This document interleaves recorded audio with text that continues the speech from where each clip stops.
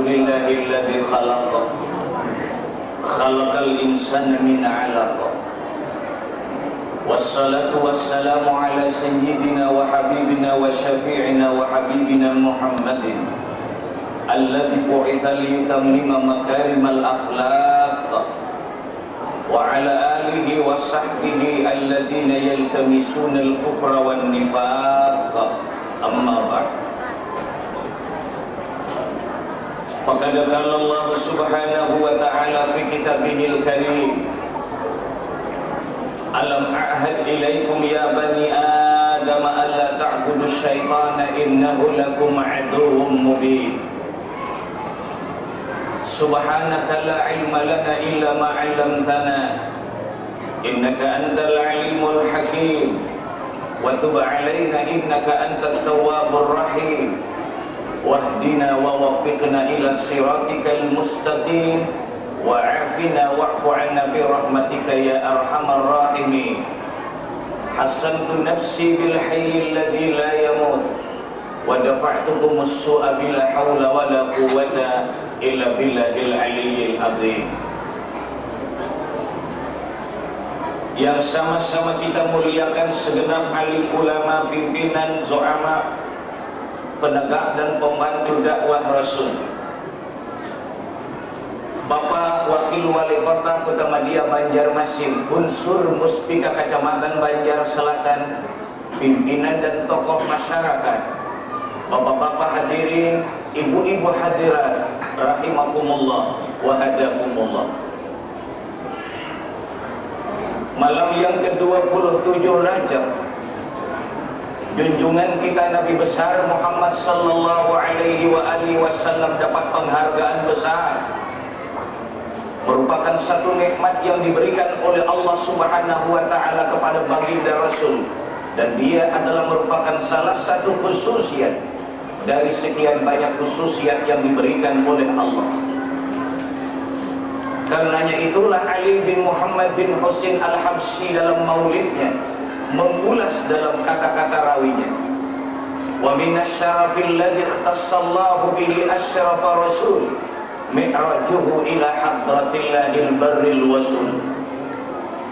Lebih daripada itu, junjungan kita Rasul diberikan penghormatan besar dari Allah Subhanahu wa taala untuk menyaksikan dan bi'aini rasin daka wa qalbi, dengan mata kepala langsung melihat zat wajibul wujud yang bersifat laisa kamitslihi syai'un.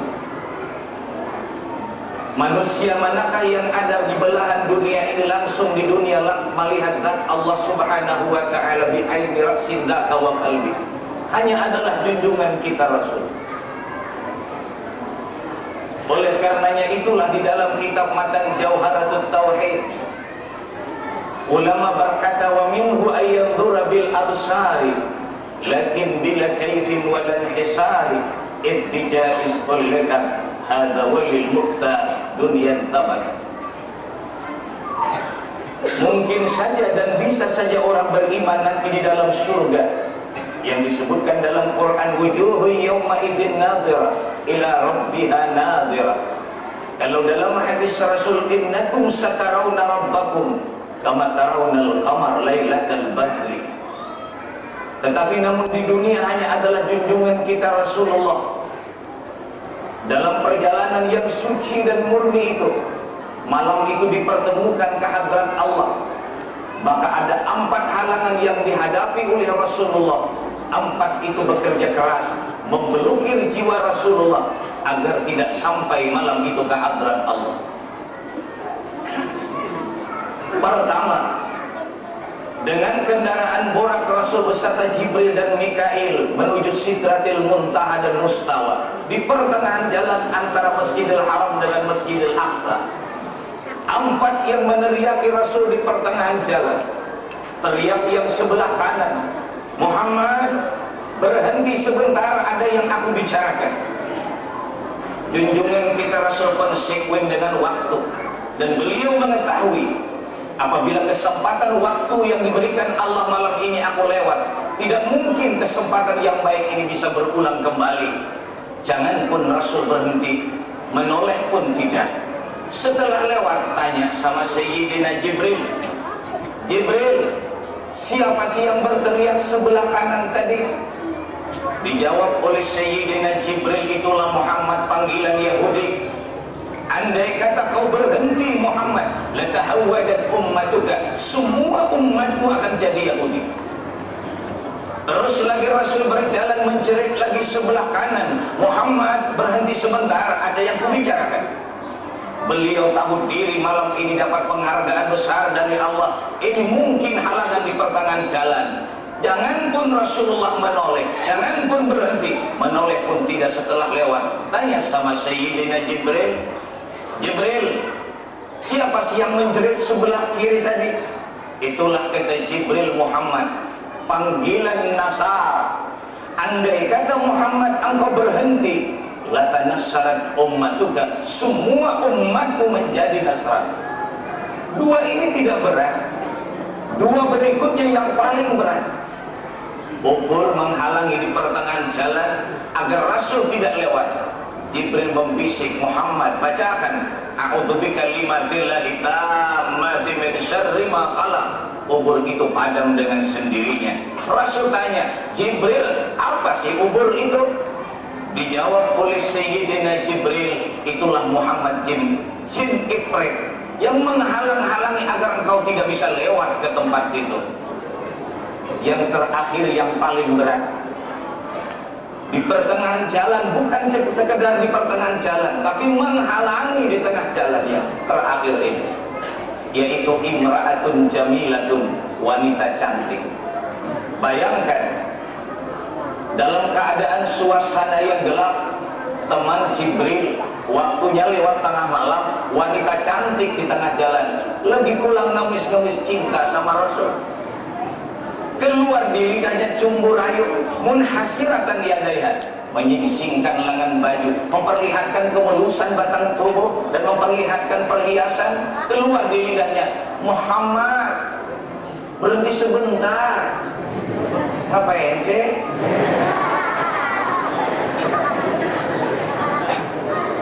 Junjungan kita Rasul tahu betul ini halangan di tengah jalan, beliau tidak menoleh. Setelah lewat, Rasul tanya, Jibril, siapa sih yang ngemis-ngemis cinta sama saya tadi? Tidak ada Rasul ngemis-ngemis begitu, cuma tambahan saja. Jibril menjawab, Muhammad, itulah perumpamaan gemerlapnya dunia, membujuk, mempesona, merayu, agar supaya umatku hidup di dunia tidak lagi pengabdian dan ibadah hanya semata-mata urusan duniawi saja. Empat yang menghalangi di pertengahan jalan agar Rasul jangan lewat malam itu. Relevansi dalam cerita ini apa? Sindiran dengan kita apa? Kita dihidupkan oleh Allah Subhanahu wa ta'ala ke persada bumi ini.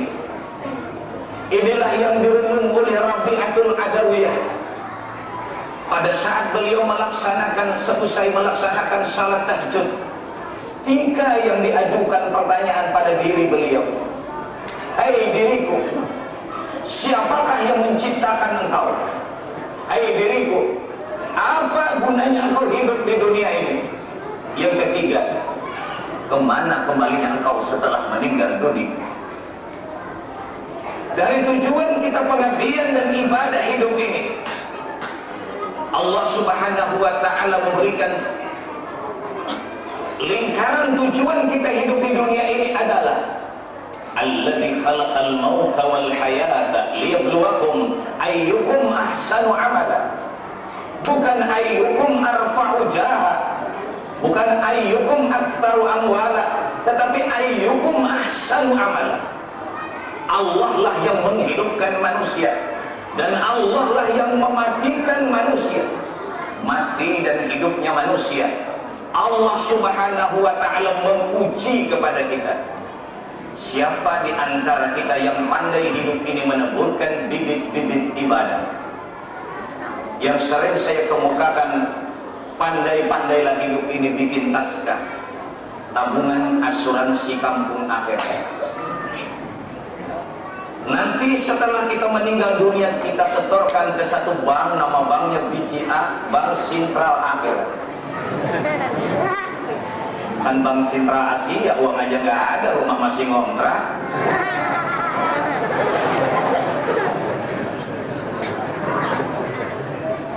Yang orang kenal sekarang kan perumnas, artinya perumahan belum lunas. Saya ikut perhatiin sambutan Pak Wali Kota, nasib beliau alhamdulillah belum ada mempunyai rumah dinas. Nah ini betul-betul pengabdian kepada masyarakat. Alhamdulillah. Mudah-mudahan Pak Wali Kota dan Wakil Wali Kota mempunyai rumah. Amin. Kita kembali kepada pokok pembicaraan. Tujuan kita hidup adalah pengabdian dan ibadah. Ayyukum ahsanu amala, bukan ayyukum arfa'u jaha, siapa yang paling tinggi pangkat, tidak. Ayyukum aktsaru amala, ayyukum aktsaru amwala, siapa di antara kita yang paling kaya hidup dunia, tidak. Tetapi Allah membawa ayyukum ahsanu amala, siapa hidup ini yang pandai meneburkan bibit-bibit ibadah, yang banyak mempunyai amal, yang siap dipetik setelah dia berada di alam kubur. Allah tidak memandang dari segi kekayaan seseorang. Allah tidak akan menilai dari segi pangkatnya seseorang. Tetapi Allah menilai kepada kita siapa di antara kita hidup ini yang bisa meneburkan ibadah, yang mengosongkan waktu pengabdian dan ibadah. Nah, dalam tujuan yang suci murni kita ibadah di dunia, yang menghalangi kita beribadah itu juga empat. Itulah yang diucapkan oleh Imam Al-Ghazali radhiyallahu anhu wa nafa'ana bi'ulumihi. Idza aradta al-ibadata falaka arba'atu aqdar. Apabila engkau hendak melaksanakan amal ibadah, hendak ke masjid, hendak urunan, apapun pekerjaan kita kebaikan, pasti yang empat ini tampil memblokir kita, seakan-akan melingahkan kita agar kita hidup ini kehabisan umur di dunia. Mudah-mudahan kita diberikan taufik dan hidayah oleh Allah untuk mengatasi empat halangan hidup ini. Dua tidak bisa dilihat, dua yang bisa dilihat. Bayangkan kita menghadapi dua musuh yang tidak bisa dilihat. Musuh bisa melihat kita, tetapi kita tidak bisa melihat dengan musuh. Allahu Akbar. Siapa dua yang tidak bisa dilihat? Pertama, iblis. Kedua, hawa nafsu. Dua berikutnya yang bisa dilihat, harta benda dunia. Yang keempat, rafiqus su, kawan kita yang jahat. Empat ini sekali lagi memblokir kita agar kita terhenti dalam hidup ini kehabisan umur. Seakan-akan istilah dunia pertinjuan. Yang empat ini mendatangkan jip-jip kiri dan jip-jip kanan, membuka pertahanan. Berita tinju selengkapnya. Kristen kembali naik rank, menang di ronde yang kedua. Kenapa sebabnya tinju tuh jadi KO? Jawaban cuma satu, lingah.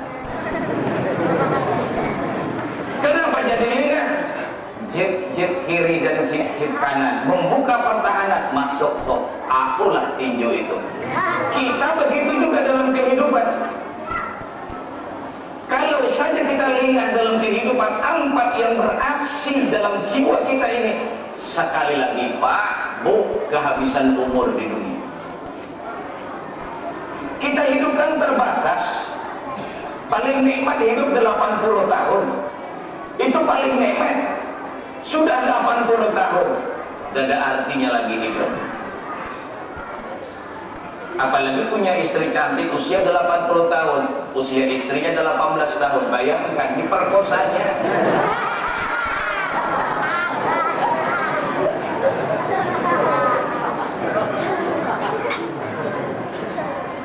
Masuk kita bicarakan yang pertama adalah iblis. Apakah iblis yang menggoda kita itu bodoh?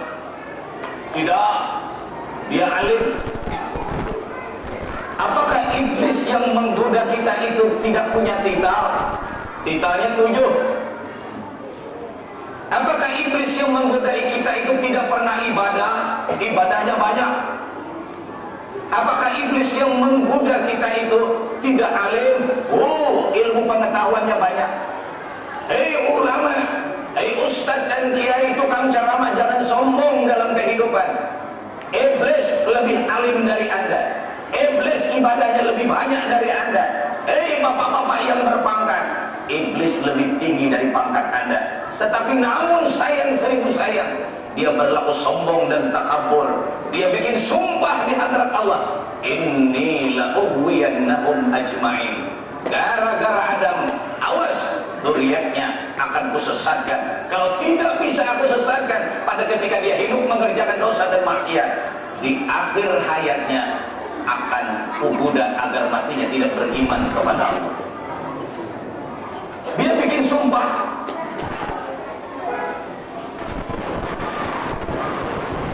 Iblis itu titanya 7.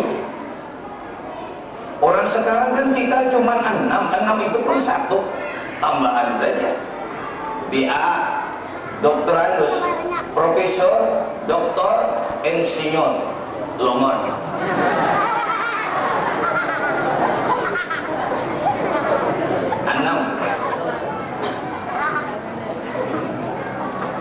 Iblis titanya 7. Silakan Anda buka di dalam kitab Sirajul Talibin, syarah dari Minhajul Abidin, Zaini Dahlan, mengutip dari perkataan Ka'bul Ahbar, membicarakan biografi dan kehidupan iblis. Punya titel 7, dari langit pertama sampai langit ke-7, namanya beda-beda pangkatnya. Fa inna kasratal asma tadullu ala 'idhamil musamma. Orang besar banyak punya nama, iblis banyak punya titel. Tapi sayang di Lauh Mahfuz adalah Azazil, Al-Wali, At-Taqi, Al-Arif, Az-Zahid. Nama-namanya beda, langit pertama sampai langit ke-7. Bagaimana dengan kealimannya iblis?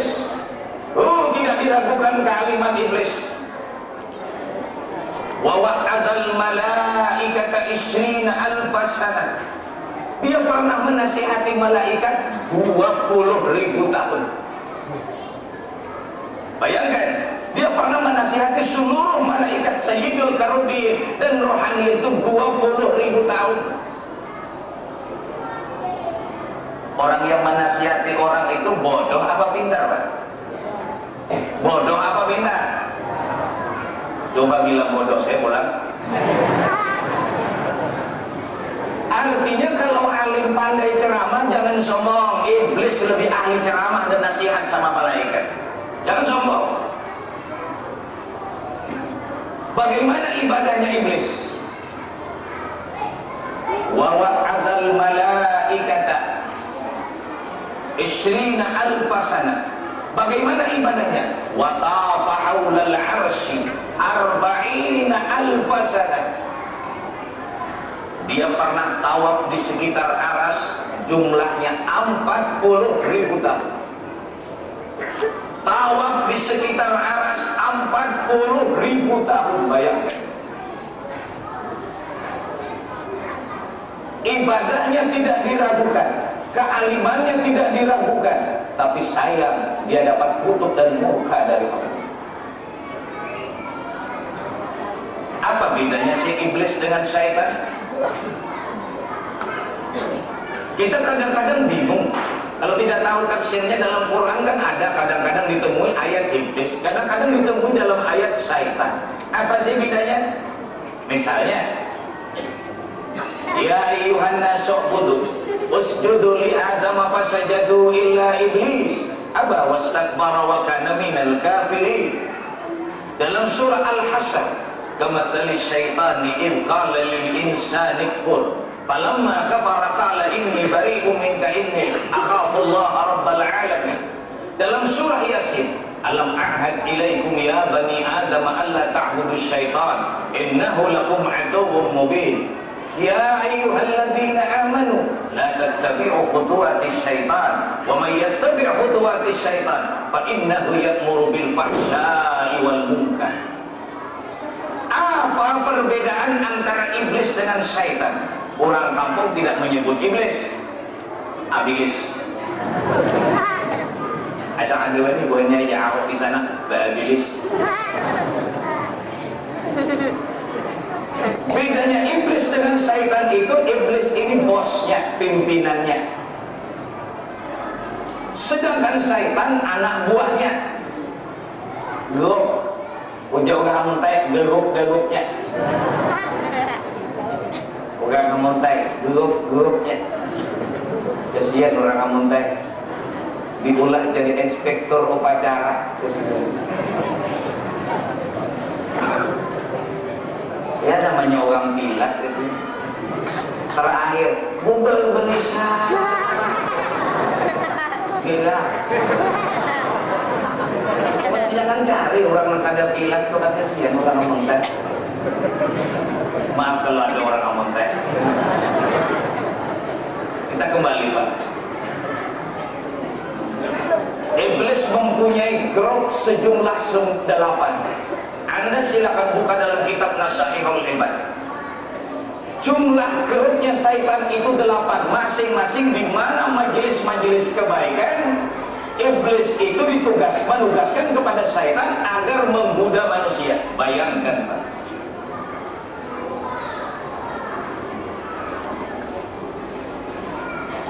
Dia berusaha semaksimal mungkin bagaimana caranya manusia tidak berbuat kebaikan. Ketika kita hendak mengerjakan salat, syaitannya tampil adalah khanzib. Wa huwa syaitan al-muwaswisu fis salat. Orang mau salat, khanzib datang. Bagaimana cara orang yang tidak bisa mengerjakan salat? Sampai waktu nanti saja. Baru sampai waktu. Padahal zuhur sudah. Nanti kan 1:30 bisa dikerjakan. Jam 1:30, jam 2 kan bisa. Itu usahakan sih. Agar supaya kita hidup ini lengah, kehabisan waktu. Apabila kita berada di pasar, tugasnya jalan bur, yaitu mengurangi takaran, mikiran, ukuran dan timbangan. Kalau kita tidur, wilhan. Kalau kita dalam mengerjakan, dalam mendapat bala dan musibah, namanya kabar, semua dibagi-baginya. Digudanya kita agar kehidupan kita ini tidak mengerjakan ibadah kepada Allah. Inilah jahatnya iblis. Pada suatu ketika junjungan kita Rasul melaksanakan salat berjamaah. Tiba-tiba di pintu masjid ada iblis. Rasul melihat dengan iblis. Rasul istimewa.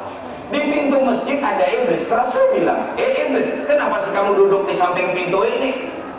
Allah Ta'ala ya'muruni. Allah Muhammad menyuruh aku menemui kamu di sini. Aku jika tidak Allah menyuruh, aku nggak berani ketemu sama kamu Muhammad. Dan Allah berpesan, iblis kata Allah, kalau Muhammad bertanya, kau harus jujur jawab, nggak boleh ngomong dusta. Nah kata Rasul, ini peluang besar. Aku akan tanya. Iblis, limada tamna'u ummati an huduri salatil jamaah? Kenapa umatku kamu goda dari mengerjakan salat berjamaah? Masjidnya indah dan megah, tapi isinya kosong. Kenapa kamu usahakan manusia tidak mau melaksanakan salat berjamaah? Aduh, kata iblis, ini Muhammad pemantap, jika tidak pesan Allah, pasti aku tidak menjawab ini. Ini rahasia loh Muhammad. Apanya iblis ke orang Jakarta ya? Ini rahasia loh Muhammad. Baik, begini Muhammad. Idza kharajat ummatuka ila salati bil jama'ati ta'khudunil humal hawa fala yartafi'u dzalika hatta yarji'a. Apabila umatmu mulai melangkah berangkat dari kediamannya menuju musalla, menuju masjid, mulailah Muhammad aku kepanasan. Kapan asal iblis bila kita berangkat mulai di rumah itu? Sehingga karena dia saking panasnya, begitu kita berangkat diingatkannya di dalam hati, itik belum tak urung, ayam belum tak urung lagi. Akhirnya kembalilah dia tidak mau melaksanakan salat berjamaah. Dan apabila umatmu itu masuk Muhammad, tambah panas aku. Dan aku tidak akan berhenti panas terkecuali Muhammad umatmu itu pulang dari salat berjamaah itu. Jadi usaha iblis setelah masuk bagaimana orang itu kembali dengan cepat agar tidak melaksanakan wiridan. Kalau itu Allah turun antuknya sandal orang. Ini usaha iblis. Nah, oleh karena demikian, dalam pelaksanaan salat berjamaah itu jangan turun kita. Usahakan bagaimana secaranya iblis itu supaya panas terus. Musuh kita ini jangan berkutik dengan kita. Ini berikan peluang. Begitu assalamualaikum langsung turun. Padahal ulama berkata, Habib Abdullah bin Alawi Al-Haddad beliau berkata, kata beliau, man laisa lahu wirdun fahuwa qirrun, barang siapa tidak mempunyai wiridan itulah kerak atau warik. Assalamualaikum Allah warik keluar kerak, tapi jangan disebut warik keluar sandal antuknya. Nah, disinilah godaan iblis, dijebaknya kita dalam musuh kita iblis ini, Pak. Dia akan bersumpah akan menyesatkan seluruh manusia. Menurut di dalam satu kitab yang pernah kita baca, manusia dibakar di api neraka. Titik jenuh terakhir permohonan dari 5 itu yang terakhir, Rabbana arinal ladaini adallana minal jinni wal insi naj'aluhuma tahta aqdamina liyakuna minal asfalin. Kalau hendak kembali, kata Allah, wahai manusia penghuni neraka, ke dunia tidak mungkin. Tetapi namun penghuni neraka memohon yang terakhir kelima Tuhan, kami hendak melihat 2 bangsa jin dan manusia yang pernah menyesatkan kami di waktu di dunia. Tuhan, mana iblisnya kali lihat dalam neraka. Gara-gara iblis semalam kami masuk neraka ini. Kami hendak melihat iblisnya. Tunggu, kata Allah. Kalau kamu hendak melihat iblis, boleh. Hendak kembali ke dunia, tidak mungkin. Malik, apa? Bikinkan satu mimbar di dalam neraka, terdiri bahan bangunannya dari api. Pasti dari api, kalau dalam neraka dari kayu hangus. Dibikinkan waktu itu satu mimbar. Malik, apa lagi kata Malik? Angkat iblis yang paling bawah dari api neraka itu, minal asfalin, angkat. Ditarik oleh Malik, didudukan di atas mimbar, dapat penghargaan iblis. Iblis, kata Allah, kau tidak boleh ngomong. Manusia, silahkan iblis itu. Tuh iblisnya, dewas saja, sarah ikan aja dari itu, habis-habisan. Mati-matian manusia melihat bunga tetua anjing bukit ini. Gara-gara lu kami jadi neraka. Mana ada orang dalam neraka bahasa Jakarta. Sehingga waktu itu dengan sumpah bisu, iblis tidak boleh ngomong. Ya, terakhir manusia gak bisa lagi kehabisan bahan. Ungol satua anjing bukit, kepala pada satua ini habis sudah bahan. Diam, kata Allah manusia. Iblis silakan jawab. Nah, ya iblis, ana juga gilirannya. Apa teksnya iblis ini? Dalam Al-Quran diceritakan, wa qala syaitanu lamma qudiyal amr innallaha wa'adakum wa'dal haqq wa wa'adtukum fa akhlaftukum wa ma kana li 'alaykum min sultanin illa an da'awtukum fastajabtum li fala talumuni wa lumu anfusakum. Ini teksnya iblis. Iblis berkata, bapak-bapak, ibu-ibu, saudara-saudara yang senasib dan sepenanggungan sama-sama. Itu tambahannya saja, Pak. Dan sama-sama menderita, mana udah sama-sama bahagia. Sebentar ya menjawab pertanyaan kalian. Diam semua ya, jangan ngomong. Begini, innallaha wa'adakum wa'adal haq, janji Allah benar. Janji Allah benar, penghuni neraka janji Allah benar. Kita nggak bisa mengingkarkan. Innal ladzina amanu wa 'amilus shalihat lahum jannat.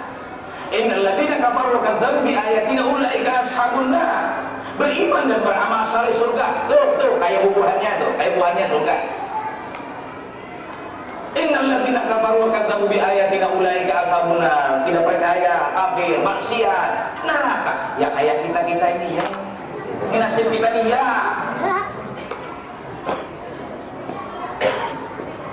Tugasku, kalian sudah tahu pada aku ini kan diponis dalam neraka buat selama-lamanya.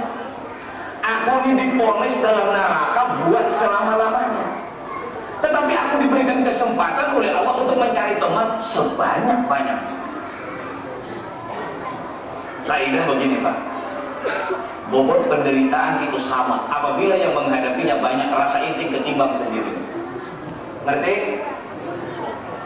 Bobot penderitaan itu sama apabila yang menghadapi itu bobot penderitaan yang sama itu banyak orangnya, enteng ketimbang sendirian. Satu contoh yang mudah dimengerti. Ini contoh yang mudah dimengerti. Kita semua datang ke sini berpakaian dengan rapi. Tapi ada satu orang mengalami nasib yang sial, wajar, normal, berakal, bertelanjang. Malu nggak? Sopan nggak? Orang semua berpakaian rapi, kita sendirian yang bertelanjang. Malu tidak? Malu. Tapi kalau semua yang datang ke sini bertelanjang, malu nggak? Mana ada kada malu? Kan malu juga, cuma rasain. Ketimbang sendirian. Aduh kata laluan. Ketelanjang nggak malu kan tentu. Walaupun malu tapi kada bisa kan teror menteror, kada bisa kan udahan tuh kan tahu. Keberatan kan ketelanjang. Bujur handap dari gana. Bujur nasikung bujur aja panjang tapi halus. Kata kamu udahan tidak kawa. Bujur kebinian mana lelakian mawalakum.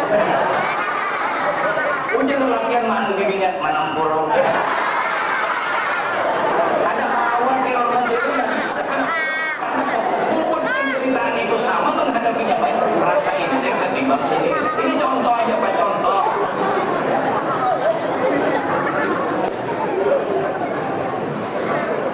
Nah ini tugas iblis. Lalu kata iblis kan aku diperkenankan oleh Allah Ta'ala doaku.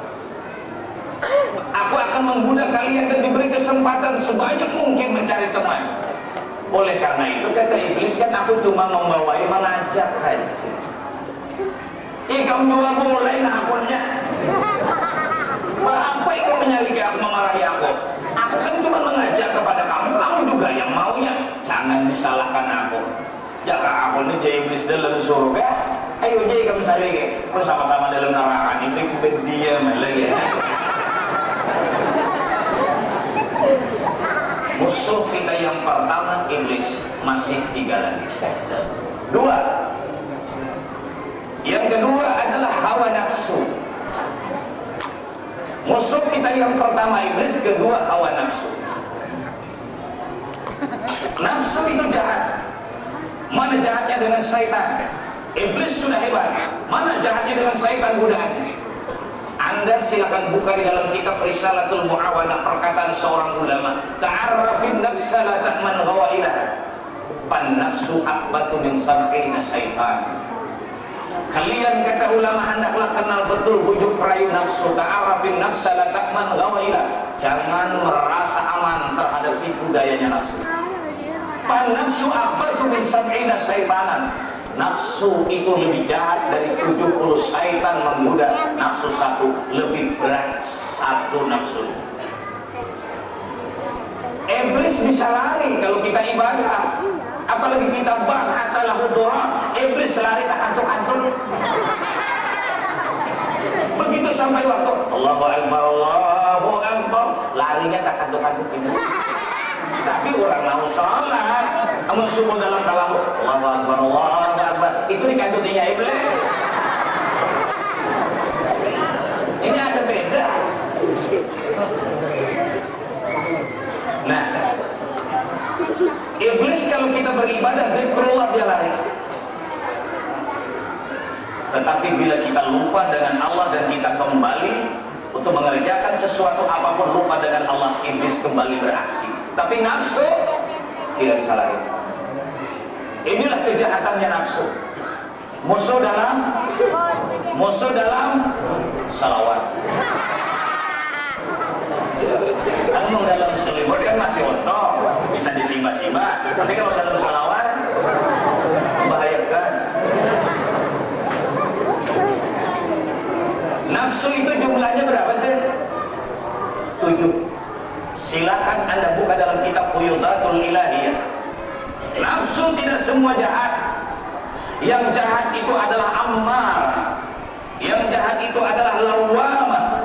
Yang mulai membaik mulhimah, radiyah, mardiyah, kamilah, mutmainnah. Yang paling hebat nafsunya baik, mutmainnah.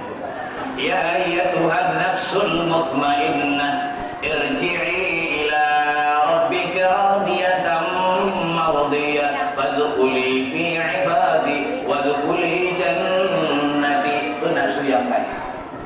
Yang jahat itu wa ma ubarri'u nafsi inna nafsal ammaratun bisu illa ma rahima rabbi. Nah, oleh karena itu nafsu ini berat daripada syaitan godaan. Dan nafsu tidak pernah puas dalam hidup. 5 kita merencana, kabul 5 kehendak, masih menyusul 10 yang belum. 10 kita rencanakan, kabul, masih menyusul 20 yang belum lagi. Selama kita hidup, nafsu tidak pernah puas, terkecuali berakhir apabila sudah hidung kita ini bersentuhan dengan tanah. Jadi ketika orang mentalkinkan subhana man ta'azzaza bil qudrati wal baqa, nafsu tidak pernah puas. Dan nafsu ini bujuk rayunya untuk kejahatan, akal untuk kebaikan. Coba lihat kehebatannya nafsu membodohi dalam kehidupan. Yang disebutkan dalam Quran, amma manittaqa wa nahan nafsa 'anil hawa fa innal jannata hiyal ma'wa. Aduh, buahnya aja. Alih badan kemana-mana kalau bisikan darah ini, hanya ada dia bisa pindah nyaman badan. Dibagi rezeki bisa beli sepeda, asal kawan bukan sepeda.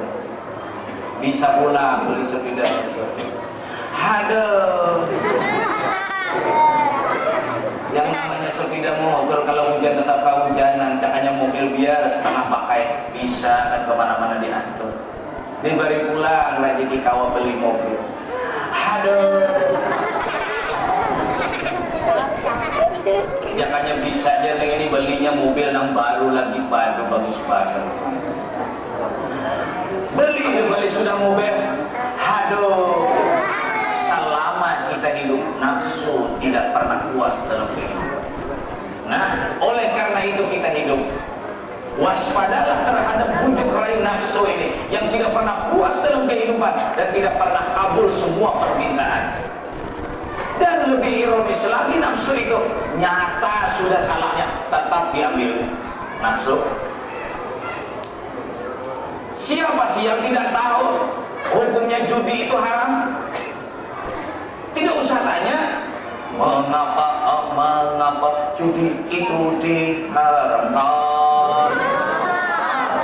Semua orang tahu judi itu haram. Minuman keras itu semua orang tahu pada haram. Tapi kenapa sebabnya maka diambil? Tahu sudah bahwa hutang itu bayarnya lebih riba, kullu kasbin jarra manfaatan bahwa riba. Semua tahu hukumnya pada haram. Kenapa maka diambilnya? Korupsi itu tahu semua pada hak negara, hak masyarakat, hak rakyat. Tapi kenapa maka korupsi? Semua jawabannya cuma satu, nafsu. Contoh, Orang bahari membanam biji nangka, buat ke dalam dapur 10 biji, kira-kira 10 menit masak, ambil 9, 10, selesai. Kata akal berhenti, habis sudah. Yang dimasukkan ke dalam tadi kan habis. Kata nafsu, ambil aja deh, satu kena ada yang hampir sama, potongannya kan ambil aja. Akal perang antara akal dan nafsu. Tidak boleh, tidak mungkin 10 jadi 11. Tidak, kata nafsu, ambil aja deh. Bisa aja kan pada ketika anak main-main kan masuk ke dalam sana. Kata akal mana ada, waktunya kan sebentar. Ambil aja deh. Perang antara akal dengan nafsu. Kalah akal, ambil. Yang di samping agak dingin, langsung tambahkan tahi kucing.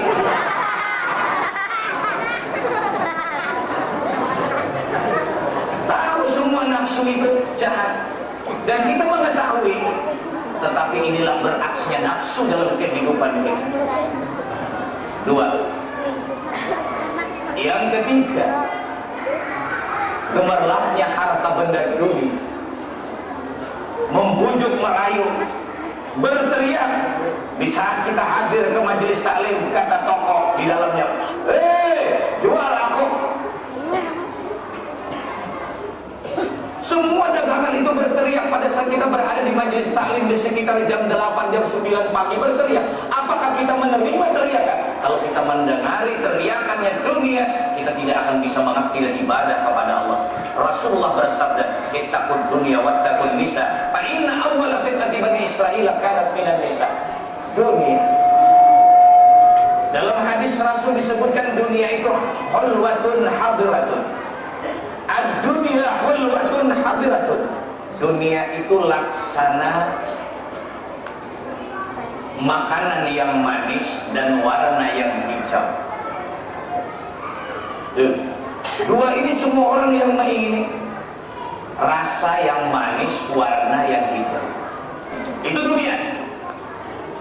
Siapa yang tidak setuju dengan yang manis dan siapa yang tidak setuju dengan warna hijau?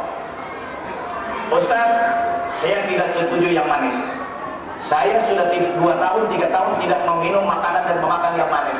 Anda betul-betul karena kencing manis. Kalau betul-betul normal, pasti setuju dengan yang manis. Inilah dunia. Dunia itu hijau, dunia itu manis, artinya semua orang diketujui. Semua orang setuju dan mengingini. Tapi bagaimanakah dalam kehidupan kita kalau cuma memikirkan dunia terus-menerus? Apa sih yang kita banggakan hidup ini, Mas? Kalau kita pagi sore mengejar harta benda, kumpul harta benda, apa sih kemewahan dan kebanggaan kita memiliki harta? Ingat ucapan Imam Ghazali, semakin kita kaya hidup di dunia, semakin kita banyak sakit hati. Bedakan pendapat kita yang bodoh, semakin kaya hidup semakin nikmat. Imam Ghazali mengatakan semakin bertambah kekayaanmu, semakin bertambah duka citamu menghadapi kehidupan. Contoh, saya tanya jawab dengan jujur, Pak, orang mengendarai mobil pickup tahun 85 dengan mobil Mercy, mana gembiranya? Dua menyetir. Mobil Mercy tahun 2000 dengan mobil pickup tahun 85 jauh lebih gembira orang yang menyetir mobil pickup 85 daripada mobil Mercy. Percayalah, cuman masyarakat yang di luar menilai bahwa orang yang mobil Mercy-nya gembira di dalam, orang mobil pickup kasihan di dalam, padahal lebih gembira mobil pickup daripada mobil Mercy. Tuh, yang mobil Mercy, waduh, di samping ini bijak menari-nari bungolnya. Lagi paksa dikit aja mulai ratingnya ke mengirim ke Jakarta. Tapi kalau pickup tahun 85, ayo jangan lupakan Muhammad. Nah ini dunia. Belum lagi dimasukkan ke dalam garasinya. Ampak pakai kuncinya Mercy tadi, pakai alarm lagi. Pertama kunci pagar, Kedua, kunci garasi. Ketiga, kunci pintunya. Keempat, alarmnya. Kucing bakal lari. Jalan di tiwang masuk, kok tergatuk, tersentuh mobilnya yang pintunya. Langsung buka sih. Lari dari tempat pertinjuan, padahal akan bertinju langsung lari. Kenapa? Mobilnya berbunyi. Nah di sini lihat, di dalam garasinya lebih sedih mobil Mercy, pada ketika mengendarainya lebih sedih mobil Mercy daripada mobil pickup. Begitu pula pada ketika orang tadi dalam keadaan di halaman. Contoh, mobil pickup di halaman itu tanaman,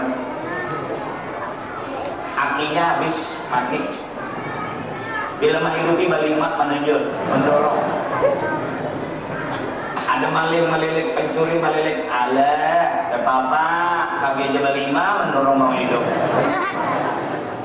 Di sini jelaslah ucapan Imam Ghazali, kalau tidak didasari dengan ilmu ma'rifat kepada Allah, memiliki harta benda dunia, semakin kaya, semakin sakit hati.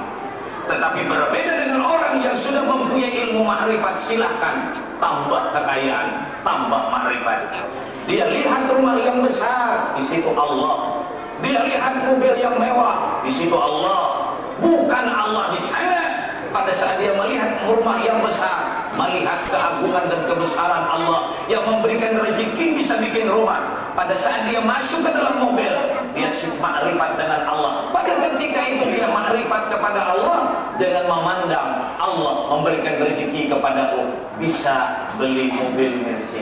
Silakan Anda kaya, tapi sudah tinggal makrifat kepada Allah. Selama tidak makrifat kepada Allah, semakin kaya, semakin sedih. Dunia.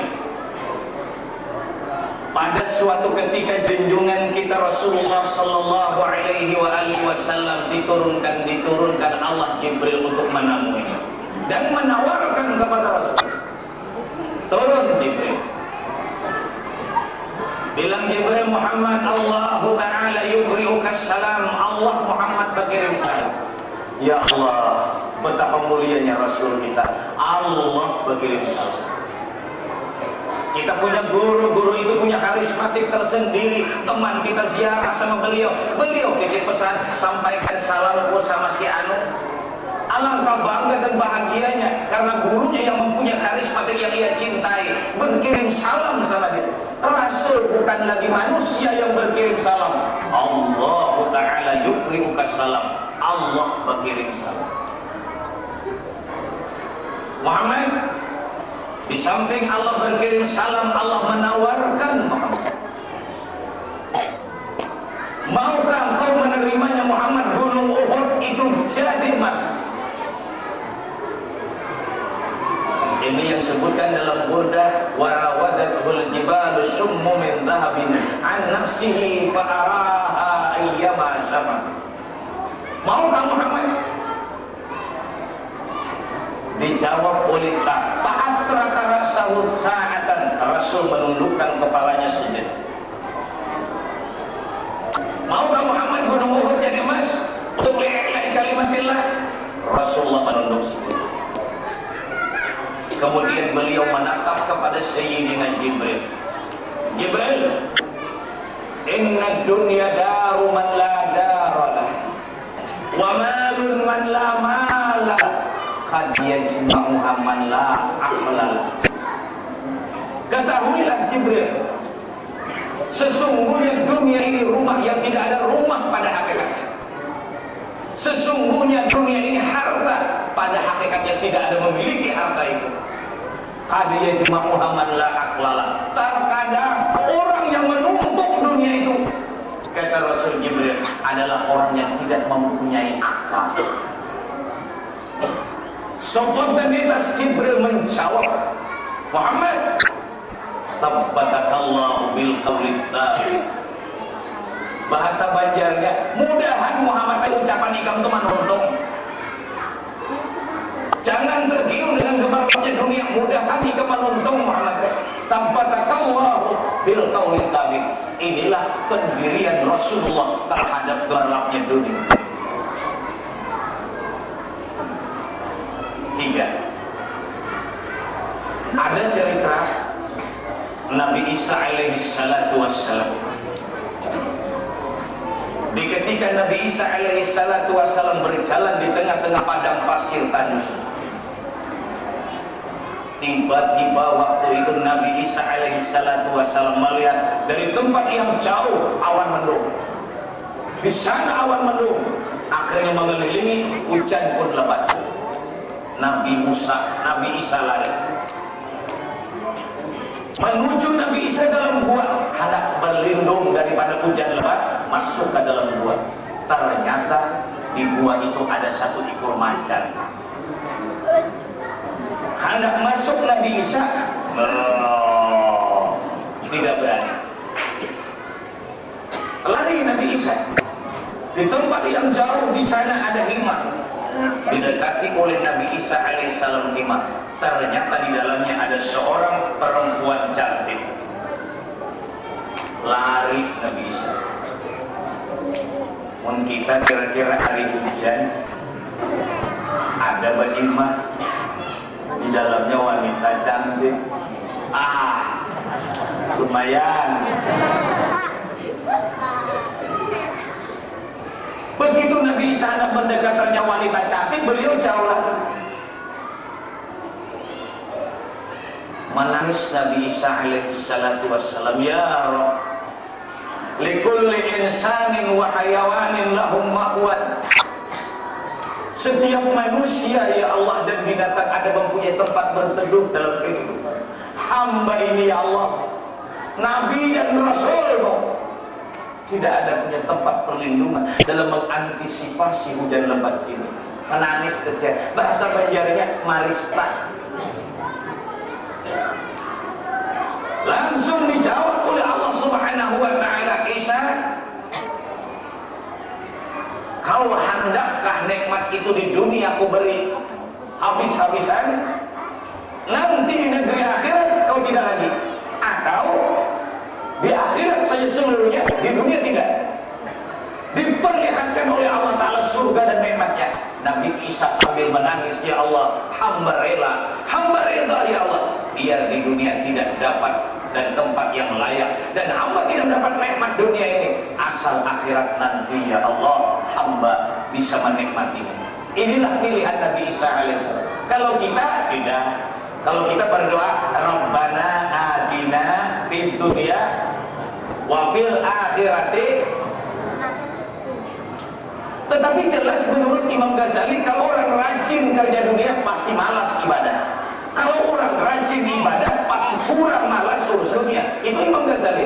Kalau Sayyidina Ali bilang begini, "Mamathalud dunya wal akhirah illa kamathali ra'atayn dzarratain idza ahbabta minhuma asqatal akhar." Tidak ada perbedaan kata Sayyidina Ali dengan dunia dan akhirat, seperti dua orang perempuan yang sedang dimadukan, dipolgamikan. Dua perempuan yang dimadukan itulah perumpamaan dunia dan akhirat.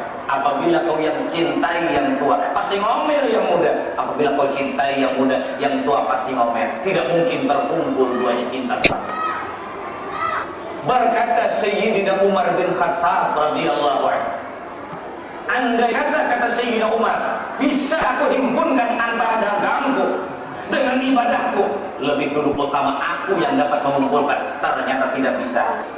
Nah itulah ucapan Sayyidina Ali lagi, ma mathalud dunya wal akhirah illa kamathalil masyriqi wal maghrib. Tidak ada perumpamaan dunia dan akhirat terkecuali pada saat kita berdiri di tengah-tengah dunia. Satu saat kau menghadap ke sebelah barat, otomatis kau membelakangi sebelah timur.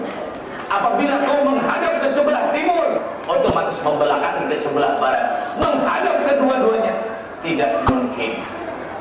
Oleh karena itu Rasulullah berpesan, man ahabba dunyahu adarra bi akhiratihi wa man ahabba akhiratahu adarra bi dunyahu fa'atiru ma yuha ala ma yafna.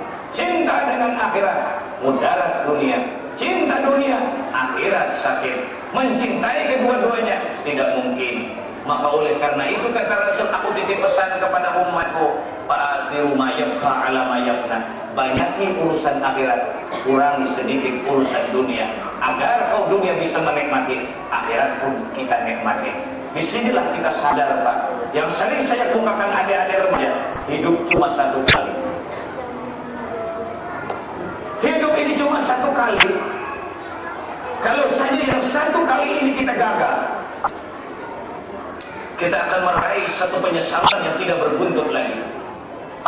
Tetapi apabila yang satu kali ini kita berhasil, maka kita akan mendapat kebahagiaan yang tidak bisa digambarkan. Untung. Malam ini bolehlah malam Ahad menangis sampai malam Ahad, tidak mungkin lagi. Kenapa sebabnya? Tilkal ayyamu nudawiluha bainan nas. Yang keempat, yang terakhir, untuk memblokir kita hidup ini, di samping yang pertama yaitu iblis, yang kedua hawa nafsu, yang ketiga gemerlapnya harta benda dunia, yang keempat adik-adik remaja harus diketahui musuh kita yang keempat, rafiqus su, kawan kita yang jahat. Pengaruh lingkungan sangat menentukan terhadap kepribadian seseorang. Saya ulangi, pengaruh lingkungan sangat menentukan terhadap kepribadian seseorang. Kalau di lingkungan itu anaknya maghribnya masuk ke dalam musala, insya Allah anak kita juga masuk. Tetapi kalau maghribnya di lingkungan itu nongkrong di mana jambatan, anak kita juga akan ikut. Pengaruh lingkungan sangat menentukan terhadap kepribadian seseorang.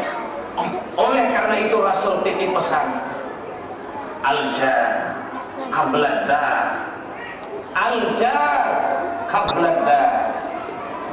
Pilihlah dan lihat jiran dulu sebelum bikin rumah. Kalau kita hendak bikin rumah, batajak rumah, baulah rumah, lihati dulu lingkungan. Kalau lingkungannya itu jahat, anak kita ikut. Nah, disinilah kita sekarang ini mengantisipasi dari berbagai macam problema keluarga kita. Yang paling penting, teman adik-adik mempengaruhi dalam kehidupan kita. Kalau kita setuju dengan orang yang baik, kita akan jadi orang baik. Kalau kita menemani orang yang jahat, kita akan jahat. Sangat mempengaruhi teman ini. Oleh karena itulah kita bersama-sama mudah-mudahan terlepas dari jebakan yang empat ini dalam mengantisipasi hidup dan kehidupan, supaya luruslah tujuan kita pengabdian dan ibadah. Semoga Allah Ta'ala senantiasa memberikan bimbingan taufik dan hidayah kepada kita, dan Allah Subhanahu wa Ta'ala memberikan kepada kita kesadaran dalam kehidupan, dan Allah Subhanahu wa Ta'ala mengampuni dosa kita zahir dan batin. Hadani Allah wa iyyakum ajmain. Terima kasih atas perhatian. Mohon maaf segala kekurangan. Wallahul muwaffiq ila aqwamit thariq. Wal 'afwu minkum. Wassalamu alaikum warahmatullahi wabarakatuh.